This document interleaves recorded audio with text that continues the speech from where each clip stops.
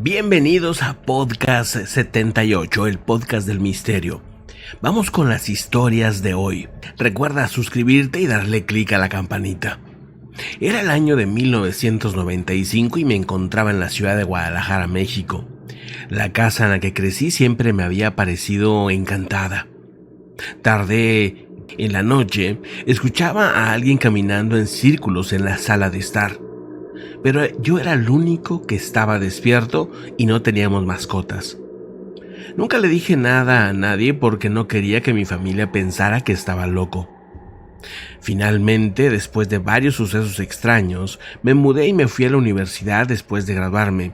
Estaba en la situación económica bastante dura y mis padres habían comprado una nueva casa. Me ofrecieron quedarme ahí, en la antigua casa de la familia. Así que decidí aceptar. Y podía yo también considerar algunos inquilinos, algunos compañeros o colegas de trabajo. Cuando dije que no a mi madre, me preguntó que por qué. Finalmente cedí y le conté todas las cosas que me habían pasado. Mi madre se quedó helada y se volvió a mí para mirarme y dice que ella también había escuchado varias de estos pasos extraños que aparecían en la noche, pero que también temía decir algo porque pensaban que iba a juzgarle básicamente. En ese momento ambos quedamos en silencio, pensando todas las noches que habíamos escuchado las sillas moverse, las mesas, incluso las puertas abrirse. Esos sonidos fueron sucediendo por años. Pero lo más raro es que cuando le dijimos esto a nuestro padre, a mi padre, la cosa todavía fue más espeluznante, pues él aseguró que había estado escuchando murmuros, incluso que llegó a ver varias ocasiones sombras, pero que a pesar de eso, pues no tenían forma de cambiarse en aquel tiempo, así que tuvo que aguantarse y tampoco dijo nada. Desde entonces, nuestra familia está más unida, e incluso ahora abiertamente decimos que nos interesa el misterio. Queremos saber y descubrir qué hay más allá. ¿Por qué se dan estos fenómenos sobrenaturales? ¿Es acaso que son espíritus que se quedan ahí vagando por un tiempo? ¿Había algo más en esa casa? ¿Realmente sentíamos que había una cierta energía distinta a una casa, vamos a decir, normal? Con el tiempo, este lugar fue vendido y, bueno, pues perdimos ese contacto con lo extraño. Aún así, de vez en cuando recordamos esta historia en la familia. La siguiente historia sucedió en un verano. Esto en el año pasado, en el 2022. Aseguran que durante un viaje de campamento con un grupo de amigos en una propiedad familiar en el campo, ubicada en las afueras de Toledo, en España. Aseguran que tenían un taller enorme, un gran terreno. Asegura a la persona que era espeluznante. Nos quedamos ahí en algunas ocasiones para acampar. En una ocasión estábamos despiertos hasta muy noche bebiendo junto a la fogata. Yo era el último que seguía despierto. Fui a orinar al lado del taller y me quedé ahí de pie. A unos 5 metros aproximadamente de distancia, pude ver por la ventana algo extraño. Noté lo que parecía un pedazo de papel flotando en el interior. Al principio pensé que era una polilla o algo así, pero se movía en un patrón en figura de 8. Muy rítmico. Luego rápidamente flotó hacia la esquina del taller, donde estaba oscuro. Me volví a sentar junto al fuego para terminar mi cerveza y fumar mi cigarro. Nadie más estaba despierto, así que estuve jugando un ratito con Robot Unicorn Attack 2 en mi teléfono, una aplicación, un jueguito. Así estuve por un rato. Noté que mi amigo Mark salió de su tienda para ir al baño también. Y luego volvió para dormir.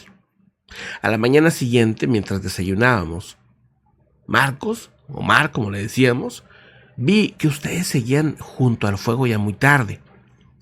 ¿Hasta qué hora se quedaron despiertos?, me preguntó Marcos. Le dije probablemente hasta las 2 o 3 de la mañana, pero nada más estaba yo despierto. Cuando le preguntó quién estaba conmigo, le dije que yo estaba solo. Él dijo: me levanté al baño y te vi en tu teléfono, estabas jugando, pero no estabas con alguien más, estabas con 2 personas más. Había 2 personas detrás de ti viéndote jugar. Dijo que una de las personas parecía más grande, muy alto, y que pensó que era uno de nuestros amigos o algún vecino de la zona. Y en efecto, tenemos un vecino bastante alto, pero él ni siquiera había estado esa noche. Dijo que la otra persona era muy delgada, también algo alta, pero ninguno de nosotros es notablemente alto y tampoco muy delgados. En ese momento todos nos quedamos en silencio observándonos. No había nadie más entre nosotros. En esa propiedad era difícil entrar, el acceso no era tan sencillo. La idea de que alguien estuviera ahí observándonos y que físicamente fueran visibles nos llamó la atención. También ese papel o esa cosa que vi flotando de forma extraña fue casi al mismo tiempo que mi amigo se despertó. Todavía el fenómeno que yo vi pude haber pensado que era un truco o una ilusión óptica, pero el ver dos figuras humanas al lado mío, eso sí que nos asustó. Aunque evidentemente no sabemos qué sucedió y no quedó nada registrado en las cámaras del lugar, nos quedamos pensando en que algo raro sucede en ese taller. Y es que la verdad es un lugar bastante extraño. Varios veladores que se han quedado en ocasiones anteriores han renunciado. Aseguran que no les gusta el lugar, pero no explican algo más, aunque sospechábamos que algo raro sucedía. Y así hay muchos lugares que pareciera que esconden algo, que tienen cierta pesadez, por así decirlo, ¿no? Aseguran que todo es energía y que al final de cuentas hay lugares con una energía más sutil, más, vamos a decir, ligera. Y otros lugares con energías muy pesadas, energías densas, dicen. Vamos a la siguiente historia. Esta sucedió también el año pasado, en el 2022. En medio de una noche bastante brumosa en octubre, me encontraba en Sombrest, en Inglaterra. Era un lugar inquietante, una zona de colinas en Quantock, en el que en este lugar es conocido como el Foso de la Mujer Muerta o Dead Woman Ditch, así es como le llaman. Esta historia es de un investigador paranormal que lo publicó en Reddit y la historia dice lo siguiente. En mi trabajo me ha llevado a rincones muy oscuros y misteriosos en este mundo. Pero ese día me encontré con algo que, aunque predecible, fue algo sin duda insólito, dice. Siempre he sido escéptico sobre los psíquicos. A pesar de que me dedico a investigar fenómenos y que he escrito varios libros al respecto, algunos psíquicos me parece, si no es que la mayoría, que están ansiosos por contarnos cosas que igual a lo mejor son parte de su imaginación. No lo sé, pero es la sensación que me da. En mi experiencia, los espíritus, si es que podemos llamarles así, ¿no? Algunos dicen que son almas, entidades o incluso seres distintos que simplemente no tienen nada que ver con los espíritus. Aseguro o puedo asegurar que esa creencia de que los espíritus que llaman algunos son muchas veces otro tipo de conciencias. El punto es que hay una leyenda local en ese lugar que cuenta la trágica historia de una mujer que fue arrastrada hacia ese lugar por su esposo y ahí le quitó la vida a esta persona. El lugar ha estado envuelto en historias y leyendas urbanas bastante bizarras, de apariciones y actividad paranormal desde entonces. Sin embargo, lo que supuestamente le decía este espíritu a los visitantes no era un mensaje profundo de ultratumba, ni un relato escalofriante de su muerte, nada de eso. Su mensaje era mucho más terrenal y ciertamente menos poético. Según los informes, ella siempre decía "lárgate", en ese tono, muy imperativo. En medio de la bruma y la oscuridad, me adentré a ese foso, mi grabadora en una mano y mi linterna en la otra. A medida que avanzaba, podía sentir una sensación de malestar creciente en mi cuerpo. Una tensión palpable en el aire de una densidad que no había sentido antes. No sabía si era parte del clima húmedo que había en ese lugar, frío y húmedo, pero la historia se empezó a sentir cada vez más cierta, con un nivel que no había visto antes.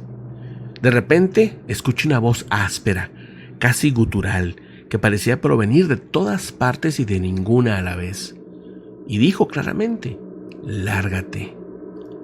Así nada más, sin ambigüedades. Sentí un escalofrío y, al mismo tiempo, no tenía miedo, tal vez porque tengo años en esto. ¿No fue más bien una especie de sorpresa por sentir esa sensación al mismo tiempo que aparecía esa voz? Incluso hasta sentí alivio por poder confirmar que esa historia era real. Esa voz, ese mensaje tan brusco, tan poco espiritual, parecía encajar perfectamente con la actitud que esperarías de alguien que vivió en la zona. De momento hasta me dio un poco de, puedo decir, de alegría por dentro, ya que la gente de la zona precisamente es así. La gente de la zona en esta parte de Inglaterra es muy dura, muy áspera para hablar. Y esta persona o esta entidad o lo que sea que haya escuchado hablaba como la gente de la zona. Por supuesto que existe una posibilidad de que haya algún truco. Aunque estuve buscando bocinas, estuve buscando la posibilidad de que alguien hubiera hecho ese efecto, esa voz, no encontré ninguna posibilidad de eso, aunque nunca lo puedo descartar. El punto es que no vi sombras, no vi fantasmas, pero sí pude captar la voz. Y sobre todo, lo más importante para mí es que cambió el ambiente. Y eso es muy difícil generar. ¿Cómo cambias un ambiente? ¿Cómo generas esa densidad? Ese aumento incluso hasta en cambios de temperatura. El punto es que varias ocasiones me he encontrado con este tipo de lugares. Aunque la voz me pareció de lo más espeluznante. Esta otra historia es de un 1998 y en aquel tiempo era un joven trailero o camionero, como le dicen también por ahí, ¿no? Esto sucedió en México. Vamos a esa historia. Dice esta persona que recorría por allá del 88, cuando era un joven camionero, las carreteras de México y de Tijuana.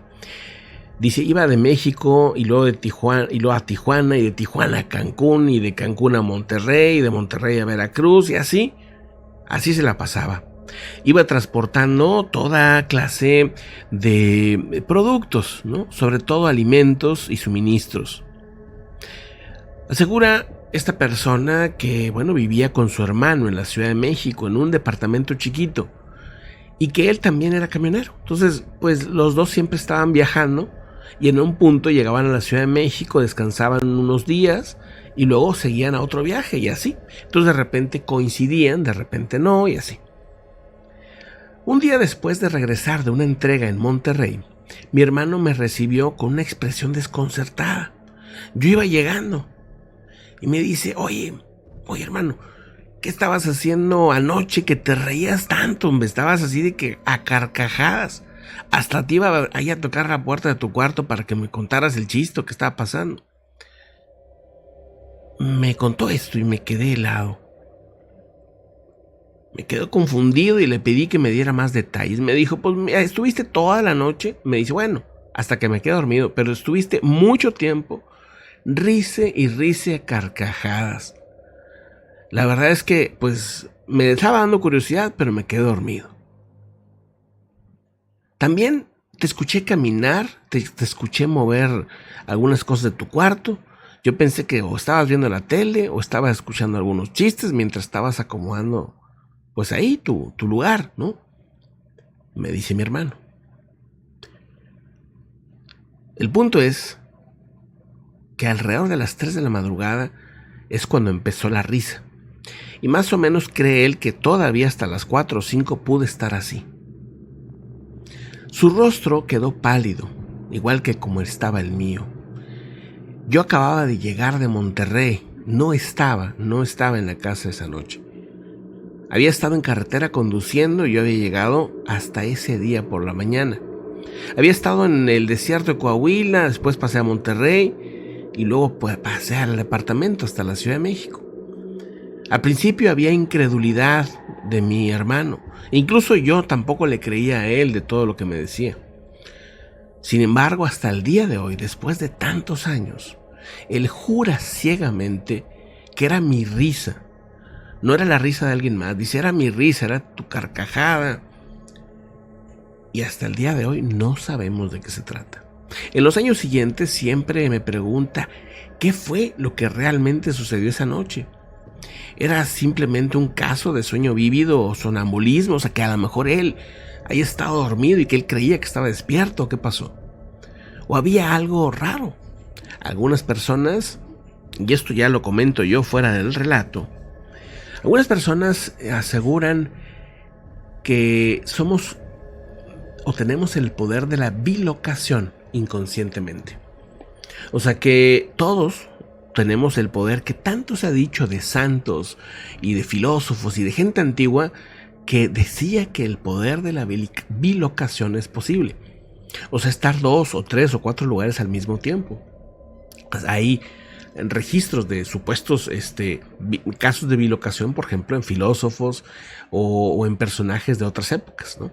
Santos y gente muy metida en lo espiritual o metafísico. Pero también hay gente que asegura que sí, que en efecto existe eso, pero que es de manera inconsciente. O sea, que hay gente que lo puede hacer conscientemente, pero que hay gente que inconscientemente lo puede lograr. O que todos lo podemos lograr en teoría, ¿no? O sea, estar en varios lugares al mismo tiempo, en algunas ocasiones, por quién sabe qué razón, ¿no? Bueno, hay un relato muy interesante, una serie de relatos muy interesantes de Castaneda también al respecto. Incluso hay un audiolibro donde hablan de ese tema también. Está por ahí en YouTube, si pueden, búsquenlo. Súper interesante sobre la bilocación y Castaneda. Aparte con unas voces excelentes de actores muy buenos mexicanos. Ahorita se me fueron los nombres, pero son actores de primer nivel. Chéquenlo, está bien interesante. Y si quieren un día les platico sobre varios de los filósofos, por ejemplo, griegos, que llegaron a hablar de la bilocación, o otros personajes históricos, ¿no? que llegaron a ver cómo era posible esto, ¿no? Pero bueno, ese es un tema para otra ocasión. Oigan, bueno, estos podcasts 78, vamos a la siguiente historia. Les invito a que nos recomienden muchísimo. Échenos la mano con eso, por favor. Recomiéndenos, mándenselos a sus amigos, a sus familiares, mándenles el link. Oigan, miren, ahí está el podcast 78. Pues oigan, ahí vamos creciendo, ahí vamos avanzándole. Hace muy poquito, apenas estábamos en los 5,000 y andamos en los 7,000 suscriptores. La verdad es que se agradece mucho, es muy bonito. Una comunidad que opina bastante, que nos manda relatos, que está pues ahí atenta. Muchas gracias por eso. Vamos a la siguiente historia. Era el año 2012. Me encontraba en Madrid, España, dice esta persona. Mi abuela había sufrido un derrame cerebral grave y estaba en la ciudad ya en cuidados paliativos en su casa. Una noche estaba en mi oficina en casa poniéndome al día con el trabajo cuando de repente la habitación se llenó del aroma del perfume de mi abuela. No hablo de un olor tenue, sino de un aroma muy distintivo y fuerte en toda la sala. Era un perfume que mi abuela siempre solía usar. Detuve todo lo que estaba haciendo y dije en voz alta, muy seguro: algo está mal. Esta es la abuela. Y inmediatamente, sin dudarlo, pues me sentí la necesidad urgente, dice, de enviar un mensaje de texto a mi tío que estaba quedándose con ella. Eran las 11:20 de la noche. A las 11:20 de la noche, yo a las 11:21 yo ya estaba mandando el mensaje. Inmediatamente recibí una respuesta rapidísimo. Me dice: quizás quieras venir a despedirte. No está bien. Rápidamente me apresuré a llegar a la casa de mi abuela, sin decir nada. Caminé directamente hacia mi abuela y la besé la frente diciéndole que la amaba. Todavía estaba caliente, pero ya no respiraba. Había fallecido. Le dije a mi tío que estaba ahí porque mi abuela me había traído. Le pregunté si había fallecido, que en qué momento había fallecido después de la llamada. Me dijo que 5 minutos antes de que yo enviara el mensaje de texto, ella ya había fallecido. No le dijo directamente por teléfono para que no fuera a tener un accidente. Le dijo que viniera a despedirse nada más, pero no le quiso decir tal cual, ¿verdad? Algo que es muy común. Dice, eso de poner el perfume en mi oficina a cada momento fue algo muy extraño al principio. Pero desde aquel día que percibo el aroma del perfume de mi abuela, me detengo y pienso en ella. A veces en los momentos más inesperados o de repente estresantes, aparece ahí el perfume de la abuela. En lugares de los más inhóspitos, de repente incluso voy en el automóvil y aparece el olor de la abuela. Y aunque su pérdida aún duele, hay algo reconfortante en estos pequeños momentos de misterio. El perfume, el olor a la abuela, vamos a decir, es sentir su presencia, pero también sentir que de alguna manera nos está cuidando desde el más allá. Vamos a otra historia muy interesante. Esta sucedió en el año 2003. Una persona que vivía en el norte de Arizona asegura que en esa ocasión tenían 14 años y que junto con un amigo solían meterse a unas zonas semiboscosas en esa zona. Una zona de minas del siglo XIX en Arizona. Al parecer lo que recogían en aquel tiempo era oro en ese lugar. Dice que se iban a montañas y se iban hacia las zonas boscosas y en una ocasión fueron a visitar una colina que normalmente les gustaba para irse así que en picada, ¿no? Y dice, un día recorrimos más o menos 2 kilómetros y al acercarnos a la colina vimos como un minero, obviamente esas minas están abandonadas, pero era un minero vestido como del año 1800 llevando un cubo. Nos lo quedamos viendo porque se nos hizo raro verlo, queríamos ver hacia dónde se dirigía. Para nuestra sorpresa, este minero se desvaneció enfrente de la montaña, o sea, digamos en una pared de la montaña. Caminaba colina arriba con las espaldas, con el cubo o tina en la espalda, y de repente giró hacia la montaña para simplemente desintegrarse frente a nuestros ojos. La persona se veía de carne y hueso, con barba larga. Ambos nos quedamos en silencio, nos volteamos a ver y nos fuimos a la casa inmediatamente. La descripción que después me dio mi amigo de lo que vio fue la misma que yo vi, así que confirmé que no lo había alucinado. Vimos cómo desapareció. 20 años después, otros amigos estuvieron en la zona, estuvieron acampando de noche y aseguran que vieron también a un minero, pero con un quinqué, caminando por ahí.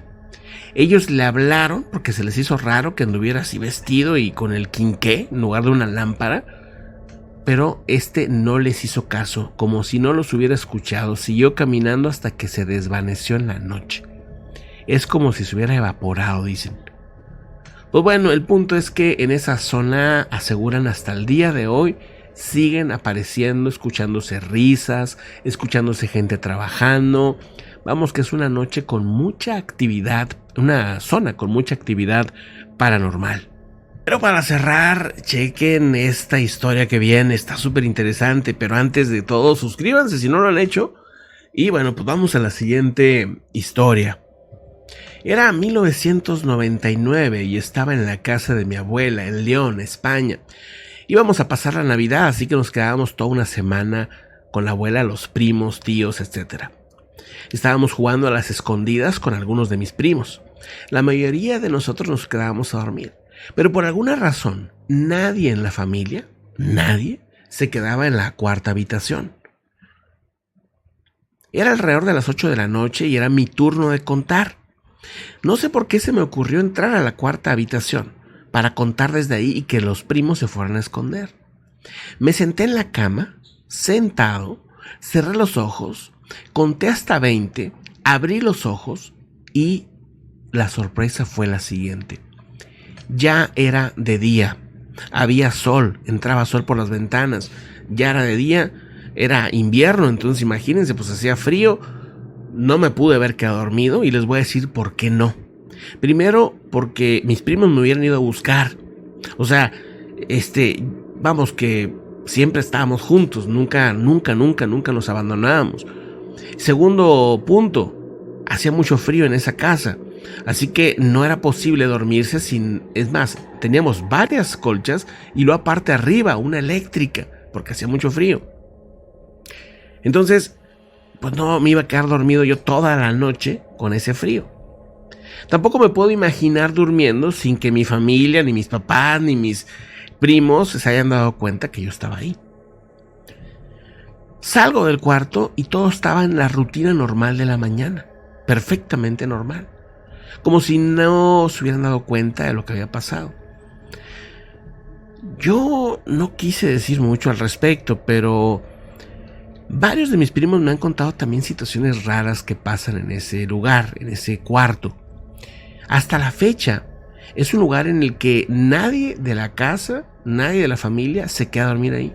Y cuando pregunto por qué nadie duerme en la recámara número 4, nadie me dice nada. Siempre hay un pretexto, siempre hay esto, siempre hay lo otro, pero no hay una explicación creíble. Desde entonces, la cuarta habitación de la casa de mi abuela siempre para mí tiene un halo de misterio. Vamos, que eso que me sucedió para mí es inexplicable, es como una especie de salto en el tiempo.